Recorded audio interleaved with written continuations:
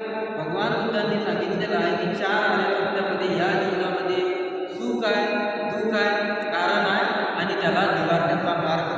जो भगवान बुद्धांनी आपल्याला त्यागामुळे परिश्रमेमुळे आपल्याला जो दिलेला मार्ग आहे त्यालाच म्हणतात आर्य अष्टांगिक मार्ग. जो भगवान बुद्धांनी खूप परिश्रम केल्याच्या नंतर भगवान बुद्धांना स्वतः मिळाला, पण भगवान बुद्धांनी जो आर्य अष्टांगिक मार्ग आपल्याला दिला त्या आर्य अष्टांगिक मार्गाच्या नित्य नियमा विनयाप्रमाणे आपण चालत आलो तर आपल्याला पण बुद्धांना जसं सुख प्रदान झालं, बुद्धांना जसं सुख प्रदान झालं ना, जसं बुद्धांना परिपूर्ण बुद्ध कुठं पण असले तरी बुद्धांना स्मरण व्हायचं जागोजागी. जर बुद्धांपासून जर का एखादा व्यक्ती 1,00,000 कल्प जरी दूर असला तरी बुद्ध त्यांच्या मनामध्ये जाऊन ओळखत होते की बा याच्या मनामध्ये संकल्पना काय चालते. म्हणजे एक विनय असते, एक नियम असते आणि परंपरेनुसार शिलाचं जे 32 लक्षणामधलं बल असते त्या बलाच्या परिश्रमेनुसार आपण ओळखू शकतो की बुद्ध धम्म आणि संघ बलाने आपण ओळखू शकतो. जो भगवान बुद्धांनी आपल्याला आर्य अष्टांगिक मार्ग दिला त्याच्या नित्य नियमाप्रमाणे आपण चालू तर आपल्याला पण दुःख कधी स्पर्श नाही करू शकतो आहे ना, आपल्याला पण सुख प्रधान राहणार. आणि अत्यंत महत्त्वाचं एक सांगितलं भगवान बुद्धांनी की प्रत्येक मनुष्य हा पृथ्वी तलावर जन्माला आला, हा दुःख घेऊन जन्माला आला, हा दुःख नष्ट करण्याचा मार्ग मी शोधून काढला. याच्या विनया नियमाप्रमाणे आपण चालायला शिकलं पाहिजे. म्हणून भगवान बुद्धांनी सांगितलेलं आहे की बुद्धांचं धम्माचं आणि संघाचं स्मरण केलेलं काय. आता आपण दररोज सकाळी वंदना घेतो आणि संध्याकाळला वंदना घेतो, तर या वंदनेचं मेन उद्दिष्ट काय आहे म्हणतात भगवान म्हणतात.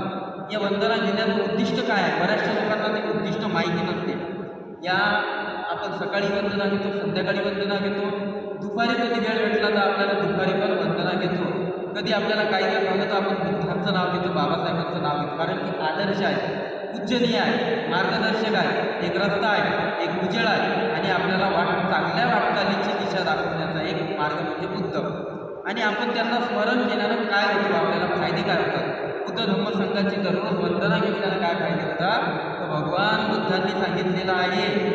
मोर सुद्धा आहे, मोर सुद्धामध्ये भगवान बुद्धांनी स्पष्टपणे केलेलं आहे.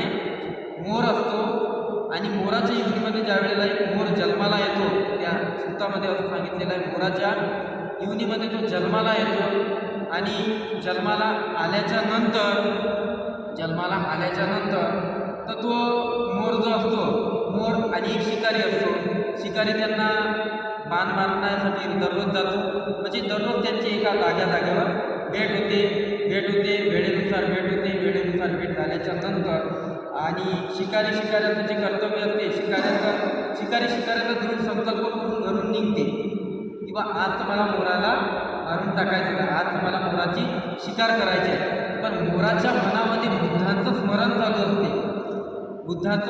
चालू असते, एकच बुद्ध नाही तर प्रत्येक यांच्या अगोदर झालेले प्रत्येक बुद्ध श्रोतापती, सत्कृतागामी, अनागामी, अरहंत आणि प्रत्येक बुद्ध जे तथागत सम्यक बुद्धांच्या अगोदर होऊन गेलेले 27 बुद्ध आणि यांचं पण बुद्धांचं स्मरण तो करत राहते. बुद्धांची पूजा वंदना तिच्या मनामध्ये घेते, मनामध्ये बुद्धांचं स्मरण करत राहिल्याच्या नुसार त्याला हा शिकारी कितीही दिवस तरी बाण मारत राहिला तरी मोराला एकही असा बाण आहे की तो लागत नाही. म्हणून या ठिकाणी आता मोराच्या मनामध्ये थोडासा अहंकार येतो आणि म्हणून भगवान म्हणतात की बा आपल्याला कोणतंही फळ मिळालं तर आपण त्याचा अहंकार नाही केला पाहिजे.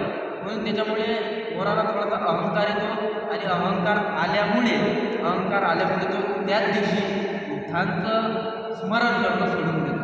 म्हणजे जे काही बुद्धांचं स्मरण त्याच्या मनामध्ये करत होता त्या दिवशी तो ते बुद्धांचं स्मरण करणं सोडून देतो, बिलकुलच बुद्धांचं स्मरण करत नाही. त्याला असं वाटते आता मला काहीच होऊ शकत नाही, मी शीलवान झालो, बलवान झालो, मला जे प्राप्त करायचं होतं ते मी गुण प्राप्त केला, आता मला कुठंचंही होऊ शकत नाही कोणाला. पण नाही होऊ शकते त्यांना, कारण की अहंकार आल्यामुळे ज्या दिवशी अहंकार आला त्याला त्याच्या मनामध्ये असं उत्पन्न झालं, त्या दिवसाला तो बाहेर गेल्याच्या नंतर आणि शिकारी दृढ संकल्प करून गेला होता की मला आज याला मारायचंच आहे. आणि जसं तो बुद्धांचं स्मरण करणं सोडून देतो मोर जसं बुद्धांचं स्मरण करणं सोडून देतो, तसाच या शिकाऱ्याचा बाण जाते आणि त्या मोराला लागून जाते आणि मोर इथं म्हणजे मरून जाते. मरून गेल्याच्या नंतर पहा इथं बुद्धांचा हे म्हणजे उपक्रम हाच आहे इथं की बा कोणतीही गोष्ट आपल्याला बुद्ध धम्म संघाच्या माध्यमातून मिळाली, पदवी मिळाली, शील पालन झालं, लालन पालन करून आपण प्रत्येक लोकांपर्यंत बुद्ध धम्म पोहोचवण्याचं काम करत आहोत. आणि काम करत आहोत तर आपल्याला स्वतःला असं वाटलं नाही पाहिजे की बा मी खूप मोठं कार्य करत आहोत. आपल्या स्वतःमध्ये स्वतःसाठी कधी अहंकार उत्पन्न होता कामा नाही. अहंकार आपल्या मनामध्ये उत्पन्न झाला की बुद्ध म्हणतात तो दुसऱ्याच दिवशी खाली पडतो. अहंकार त्याला दुसऱ्याच दिवशी खाली आणतो. तो जेवढ्या वर नाही गेला ना त्याच्याही पेक्षा जास्त तो खाली येतो.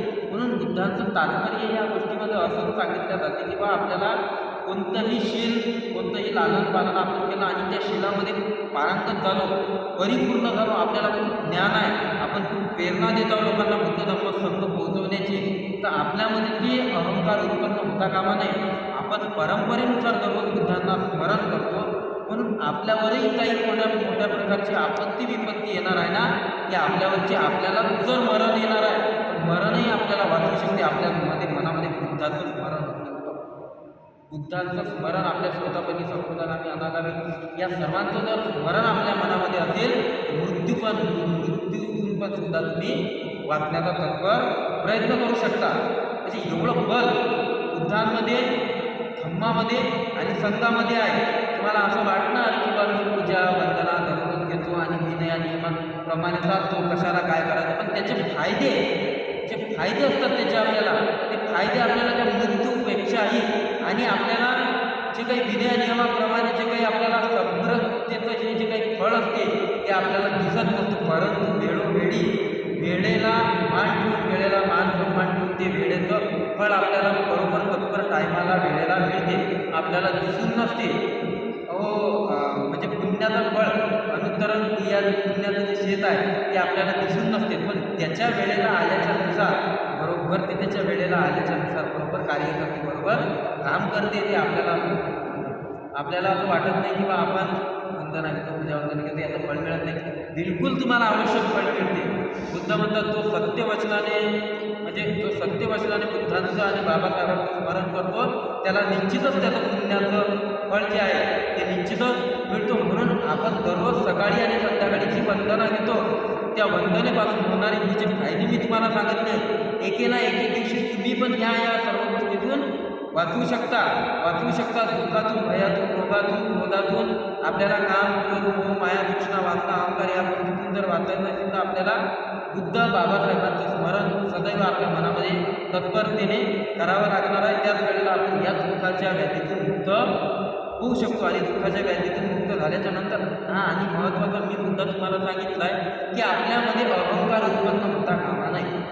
आपण मोठं असो छोटं असो, आपल्यामध्ये मोठं जरी झालो आपण तरी अहंकार उत्पन्न होता कामा नाही. कारण की अहंकार उत्पन्न झाला म्हणतात तो तथागत म्हणतात ते सांगितलं तुम्हाला त्या गाथेमधून माध्यमातून.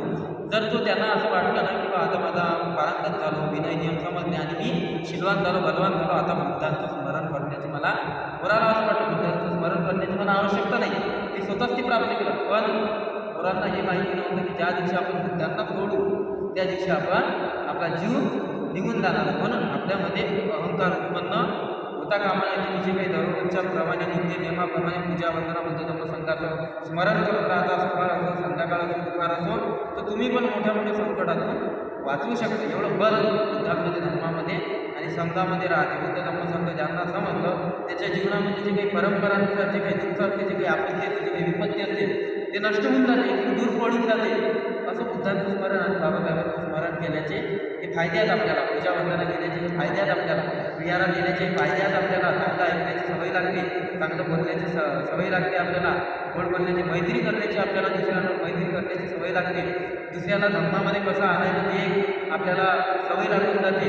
आणि हा कसा धम्मामध्ये आला पाहिजे आणि तत्परतेने राहायला पाहिजे, विनय नियमाप्रमाणे हा पण वागला पाहिजे, हे पण आपल्याला एक सवय लागते. म्हणून आपण जे काही दररोज बुद्ध धम्म संघ वंदना घेता त्याच्यानुसार तुम्हाला जे काही बुद्ध धम्म संघाच्या वतीने जे काही फळ मिळणार आहे ते निश्चितच मिळणार आहे. आणि बुद्धांचं आणि बाबासाहेबांचं आणि धम्माचं संघाचं आपण स्मरण करून बुद्धांनी स्पष्टपणे सांगितलेलं आहे की मला जर साक्षात भेटायचं असेल तर धम्म आहे आणि संघ.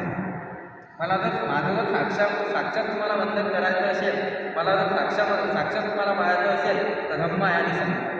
मी गेल्याच्या नंतर जो काही गुरु राहणार आहे तो धम्म आणि संघ.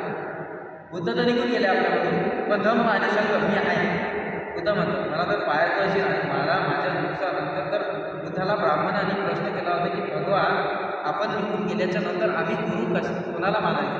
तर बुद्धाने स्पष्टपणे सांगितले की मी माझा धम्म दिलेला आहे आणि माझा जो काही संघ आहे, सन्मार्गावर आढळून असलेला जो काही भिक्खू संघ आहे तेच तुमचे गुरु होतील. त्याच्यानंतर वेळेनुसार हे साधू सर्वांच्या प्रती साधू संतांच्या प्रतापाने खूप मंगलमय दिन करतो.